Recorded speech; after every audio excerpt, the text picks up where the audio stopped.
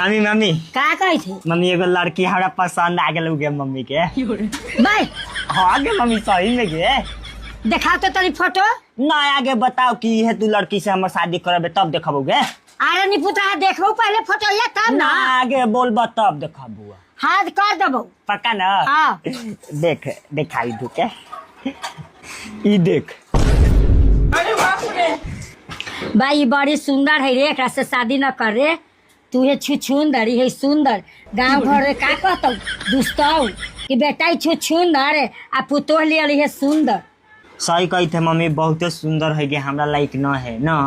ना तोरा लायक न हो मम्मी एगो आउ लड़की के फोटो ही देख तो ई ठीक है बाकी आउ सुंदर है आउ ना तोरा पर अच्छा लगतो ठीक मम्मी दोसर खोजे ही मम्मी ठीक है दूसर खोज गंगा में ले आके हमर नाका कटवाइब सही कही थे मम्मी इतना सुंदर रहला पर मम्मी के बदनाम